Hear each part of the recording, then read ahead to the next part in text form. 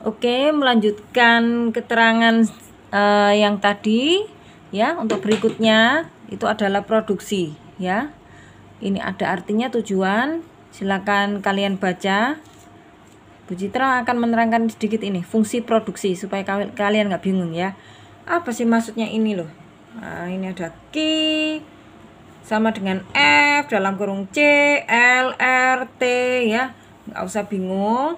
Itu cuma sekedar fungsi aja yang menerangkan bahwa key quantity ya, key jumlah atau output, jumlah produk yang diproduksi oleh RTP merupakan fungsi dari F. Itu adalah merupakan fungsi dari, maksudnya apa? Merupakan kombinasi, interaksi ya, atau hasil dari C. Apa C? Capital, modal. Jadi yang bawah ini sudah di bahasa Indonesia kan, yang bawah ini. Nah, C, capital, modal. L, labor, tenaga kerja. R, resources, sumber daya alam dan teknik ya. Nah, jadi maaf, teknologi ya. T-nya itu teknologi. Jadi banyaknya jumlah output yang diproduksi dari RTP itu adalah merupakan kombinasi dan hasil dari faktor produksi yang masuk ke dalam RTP tadi, berupa modal, tenaga kerja, sumber daya alam, dan teknologi. Oke. Nah, ini kemudian ada teori produksi, the law of diminishing return ya, hukum tambahan hasil yang makin berkurang. Maksudnya gimana? Maksudnya itu gini ya. Jadi ini ada sumbu Y-nya adalah total produksi, banyaknya total produksi, jumlah produk yang dikeluarkan oleh atau dihasilkan oleh RTP. Kemudian yang sumbu X-nya adalah banyaknya tenaga kerja. Oke. Secara pemikiran ya, secara logika, jika suatu pabrik gitu ya, ketika tenaga kerjanya semakin banyak, otomatis maka dia output yang dihasilkan pasti akan semakin banyak. Itu pemikiran kita pada awalnya ya kan. Nah, tapi ternyata setelah kita pelajari lagi, ternyata tidak selalu bertambah. Naik fase produktif gitu ya. Jadi dengan penambahan banyaknya jumlah tenaga kerja di garis yang hijau ini, dia tambahan total produksinya juga semakin naik. Nah, kemudian ternyata dengan semakin banyaknya penambahan tenaga kerja ya, itu bisa melewati fase garis kuning ini. Apa? Fase tambahan hasil yang berkurang. Loh kok bisa? Outputnya nambah, tapi tambahan hasil semakin berkurang. Contohnya seperti ini. Ketika di hijau, di fase produktif, ditambah 10 orang, produksinya nambah 10 unit misalnya. Ditambah lagi 10 orang, produksinya nambah lagi 10 unit. Ditambah lagi 10 orang, nambah 10 unit. Tapi ketika sudah sampai di fase kuning ini, ditambah 10 orang, tambahan produksinya cuma 5. Gitu. Ditambah lagi 10 orang, tambahan produksinya cuma 3. Loh, kenapa tambahan produksinya semakin turun? Pertama, keterbatasan alat misalnya. Jadi mesinnya cuma terbatas, jadi nggak ditambah mesinnya gitu ya, mesin tidak ditambah, sedangkan tenaga kerjanya ditambah, otomatis banyak yang menganggur karena tidak pegang alat, misalnya seperti itu contohnya. Kemudian contohnya di pabrik rokok, misalnya ini di pabrik rokok yang padat karya itu banyak pegawainya yang dia melintingnya pakai alat yang pakai tangan ya, bukan mesin yang besar itu. Nah, dia itu semakin banyak, seharusnya kan rokok yang dilinting semakin banyak ya. rokok yang dihasilkan semakin banyak. Tapi ternyata semakin banyak orang, dia semakin banyak ngomong gitu. Banyak ngomong sama temennya, akhirnya produktivitasnya menurun.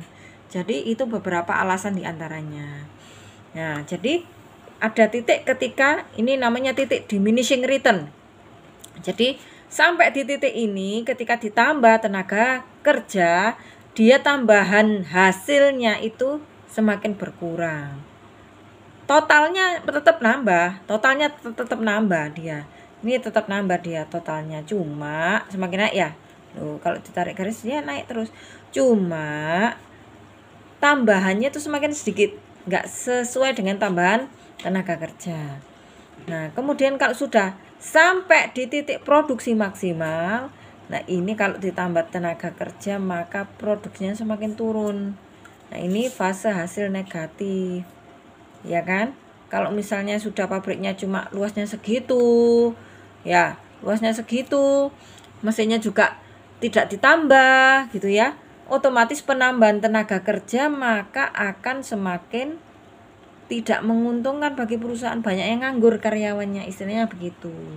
Oke, paham ya? Jadi ini ada 3 fase. Fase produktif, yang hijau ini, yang kuning fase tambahan hasilnya yang berkurang, bukan totalnya tetap nambah, tambahan hasilnya, selisihnya itu loh ya.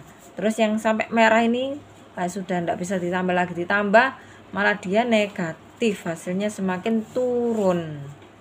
Oke, selanjutnya ada teori isoquant dan isocos ya. Isoquant, quant itu diambil dari quantity itu jumlah ya, diambil dari jumlah. Jadi kurva isoquant adalah kurva yang menunjukkan semua kombinasi input produksi yang mampu menghasilkan jumlah output yang sama. Apa sih maksudnya?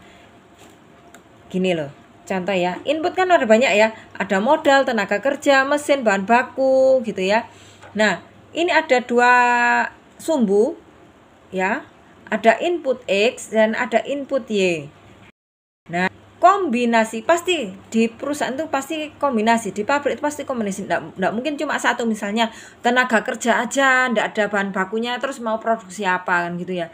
Pasti interaksi antar faktor produksi. Nah, misalnya ini adalah tenaga kerja, misalnya yang Y tenaga kerja, yang X misalnya modal, misalnya seperti itu. Contohnya seperti itu. Modal itu maksudnya ya bisa berupa bahan baku gitu ya, bisa berupa mesin gitu. Oke, terus kemudian ini garis kenapa kok turun begini? Ini kombinasi untuk memproduksi jumlah barang sejumlah Q1 gitu. Untuk memproduksi sejumlah misalnya 1000 unit, misalnya Q1 itu misalnya 1000 unit.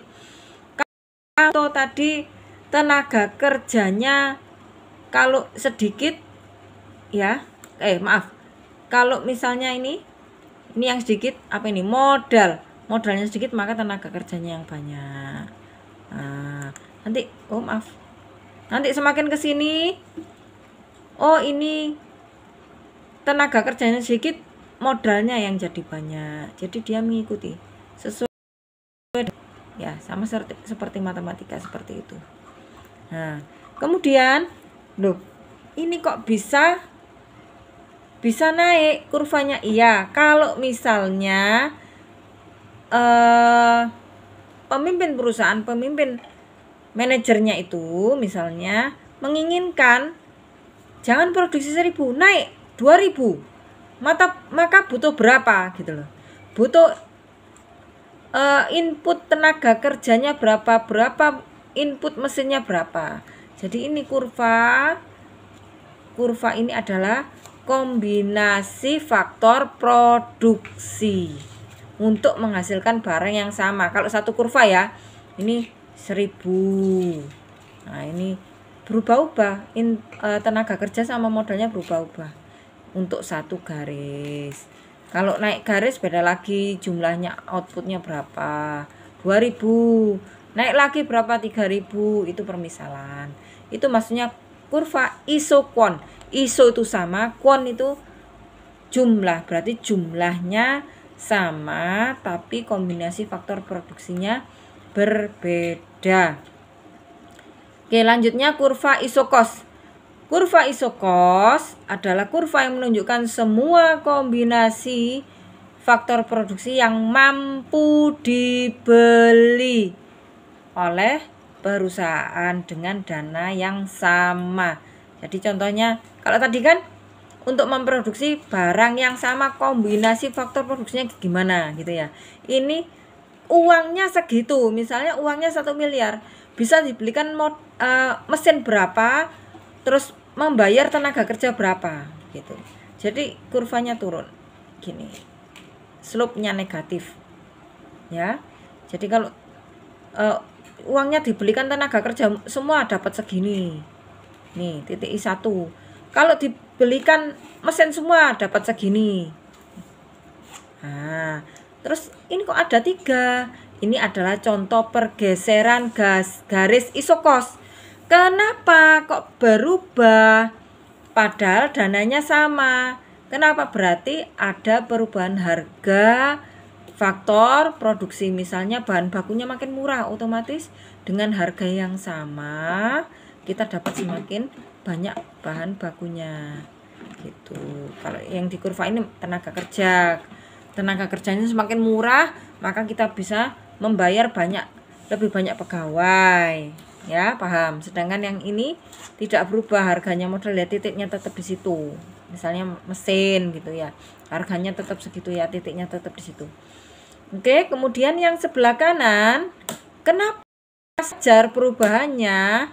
Maka ini perubahan garis isokosnya disebabkan oleh penambahan dana perusahaan. Jadi kemampuannya semakin besar. Artinya apa? Uangnya semakin banyak, maka bisa dibelikan mesin tambah banyak, bisa bayari tenaga kerja tambah banyak, gitu ceritanya.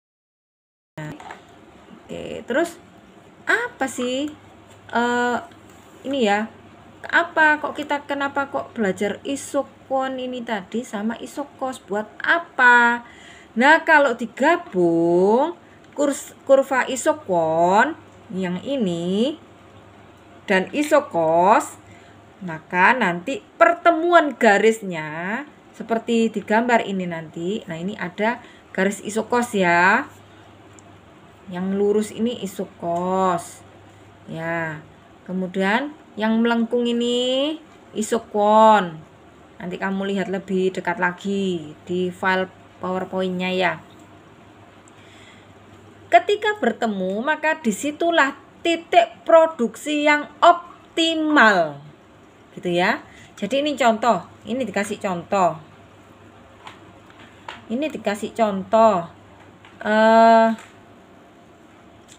Ini perusahaan, negara ya.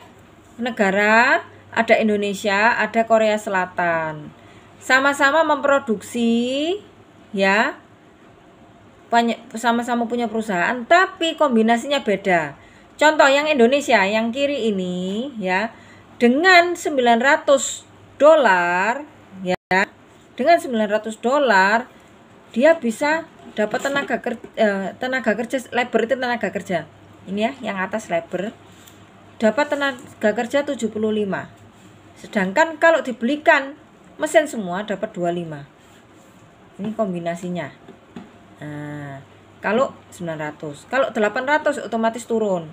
Ini garisnya. Ya. Polanya yang Indonesia seperti ini. Sedangkan yang di Korea Selatan, dia lebih condong padat modal. Apa sih padat modal?